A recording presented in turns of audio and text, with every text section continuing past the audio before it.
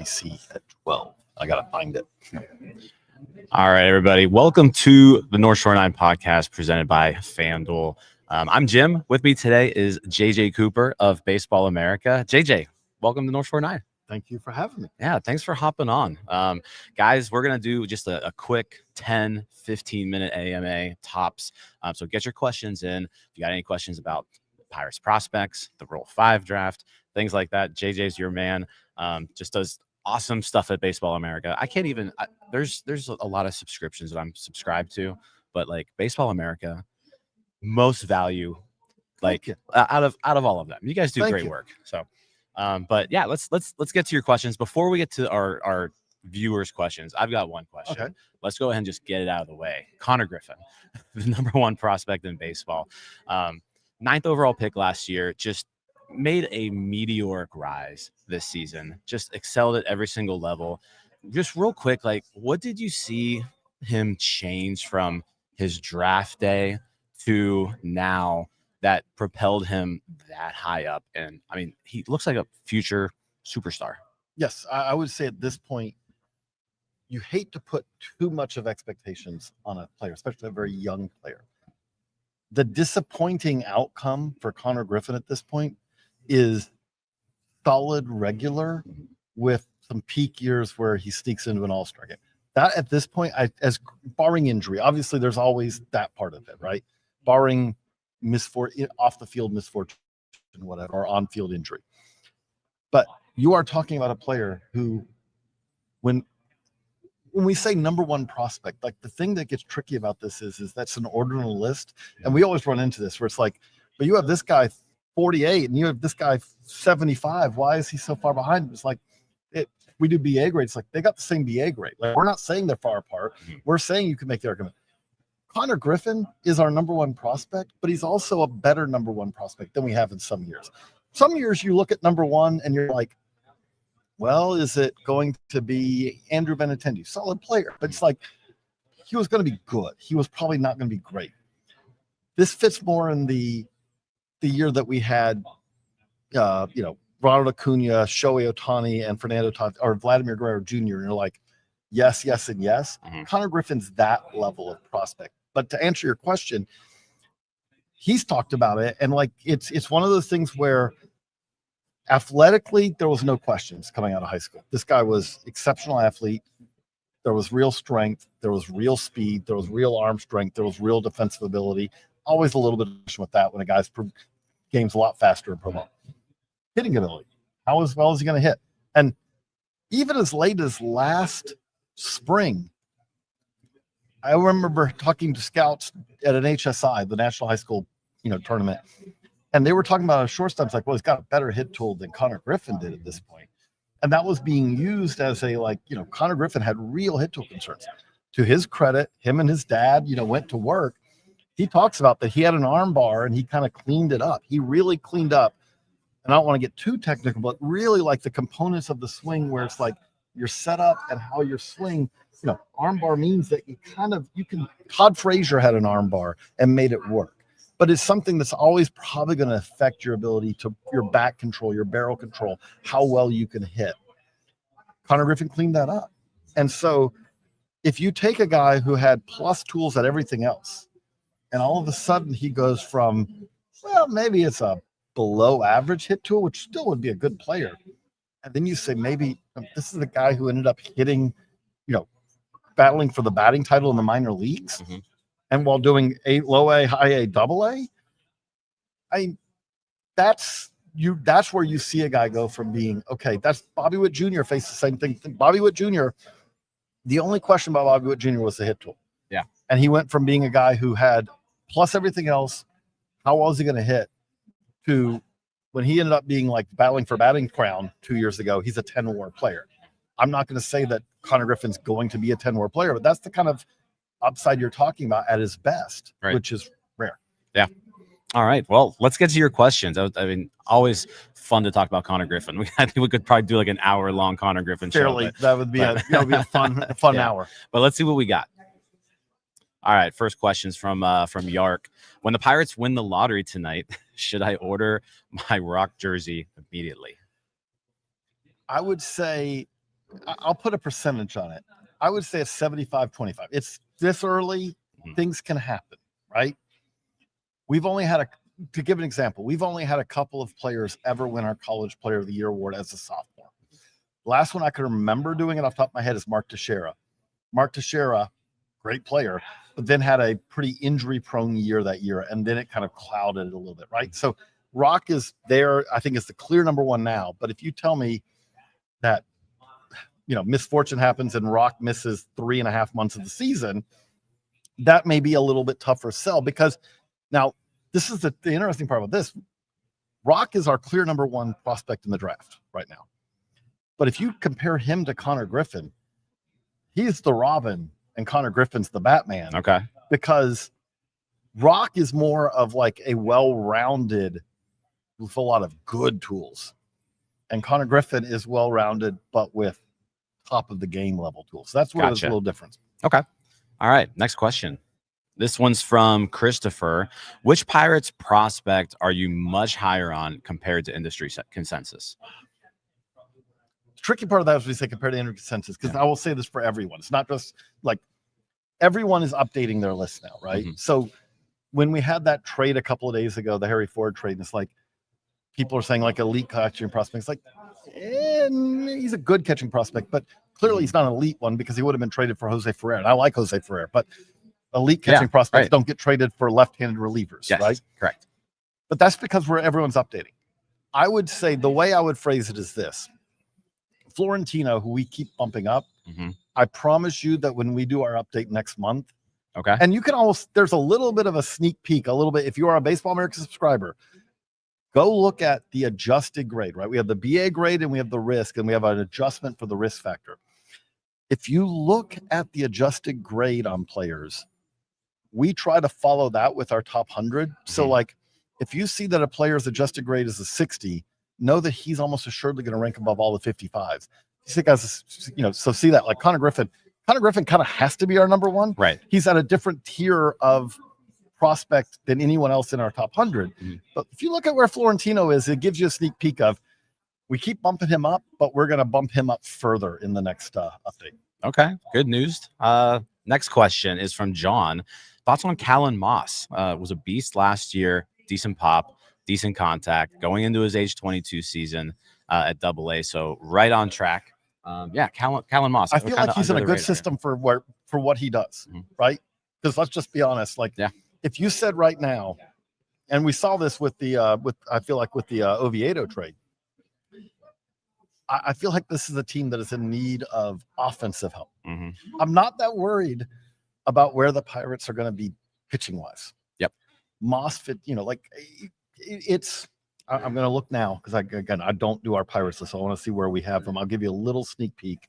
I think with just I remember when they acquired him for Falter, it was like, oh, it's a 22-year-old non-drafted free agent, and then once you got him into the system, he just started tearing up the ball at Greensboro. So let's see here. Okay, whichever it is, Greensboro. Yeah. Always a little tricky. Always Greensboro. Yep. It's always but so I will say, looking at our 30, which isn't out yet, but we are working on it.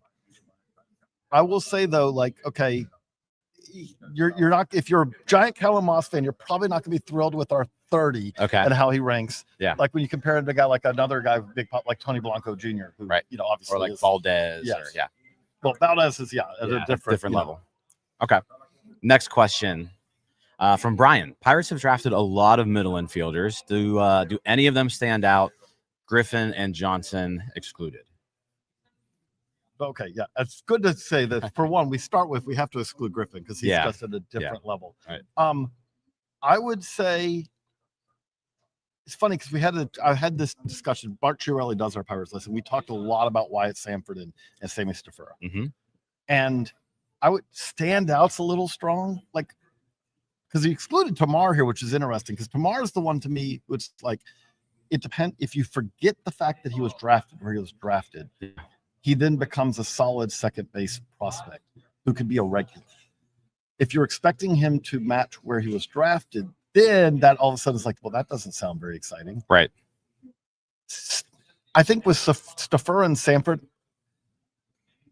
I don't think either of them is probably a regular, but I think both of them are big leaguers. Okay. And I would say with that, we've seen with the Pirates in past years, sometimes those guys exceed that expectation. But those would be the two who I said they didn't draft Staffer, but that was a recent trade acquisition. Staffer is a one it's a hard one to get a read on too, because he had a really good year, but the Reds moved their guys quite slowly.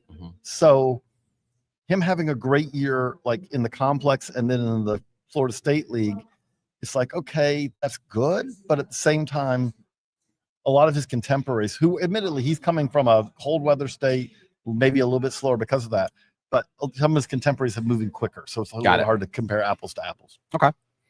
All right. Next question is from Jimmy. Are there any off the radar prospects the Pirates should refuse to trade? So I'm guessing that means like, obviously not the top, 10 or so. Anyone who you would just look at the list and be like, that they really shouldn't let this guy go. I will say, as a general rule, I would say that, look, I would not trade Paul Skeens. Right. And I would definitely not trade Paul Skeens for Spencer Jones, to almost the meme that was created this year. Exactly. But I would trade Paul Skeens, if the Dodgers, said, we'll pay all the salaries of Shohei Ohtani and, anyone's tradable in the right scenario. Correct. So it's tough to say, especially an off the radar guy who I wouldn't trade in any scenario. Yeah. But I'll kind of try to translate that to a guy who probably doesn't have a ton of value, trade wise, but I would want to keep. Yeah. And if I'm looking at something like that, okay, I'll take an example. This is not exciting. Sorry. If you're looking for exciting here, it's not. But Nick York, right? I don't think Nick York has trade value at this point. I know kind of looks bad in hindsight in some ways, considering, how the trade worked out, but I don't think he has a ton of trade value. I don't know what the catcher situation is going to work out. And this is not an under the radar prospect, but I don't know which of those guys has any actual trade value right now of the many catchers I feel like that. Correct. Yeah. But I think Nick York is a guy who, this is the perfect opportunity for Nick York to show if he can't find a way to carve out 300 plate appearances in 2026, there's only two possibilities. One is, okay, the Pirates have had the busiest offseason of all time. Yeah. And Pirates fans are ecstatic. And I would say that's probably unlikely to be the one. Okay. Or two, okay, then he has no value. Because, right? Like the opportunity was there and he did. But I would say right now, like, you're going to get pennies on the dollar for him. And there's a chance that he could carve out a role as a 300 to 500 plate appearance a year guy who's got some value. Especially if he can find a defensive one. Got it. All right, Denario, let's go. One more question. So make sure it's the best one. Oh, I got a couple more. We got a couple more. Okay. We'll do a couple more. I've got 10 more minutes. All right, we're good. All right. Chortle 57 says. I appreciate that, though. Okay, a lot of times it goes the other way. Yeah, I want to make sure. I got to run. Yeah, I want to make sure. All right. So at this point in time with our farm system, should we be going for high floor or high ceiling prospects? Which do we have more of? I would say, okay, to start with the second part of the question, I would say that the Pirates right now have an exceptional top of the system. Like, I would say when we do our farm system rankings, the Pirates are going to rank very high. Okay. And people are going to look at that and say, oh, that must mean it's an incredibly deep system. I don't think it's an incredibly deep system. I think it is a system you cannot have Connor Griffin, Bubba Chandler, we just talked about Florentino, Seth Hernandez. If you stop there and we stop talking about anything else, I would much rather have a Bubba Chandler, Connor Griffin led system with that over. You could have all the 15 to 30 prospects you want in any system, and I'd be like, I'll take the guy who's going to be a star. Okay, but I do think that once you get past that top tier, we were talking about Wyatt Sanford and Sammy Stafura and who slides into the 10 and who doesn't. There are other organizations where that would be who slides into 15 versus 20, kind of that level. Okay. So I think after that, it kind of tails off a little bit. So to answer so that's where I would say like what the system is right now. But I would say if I'm looking at high floor, high ceiling, I think that smart teams drafting kind of often do a little bit of both, right? Like, especially because you want to keep bringing pitching in.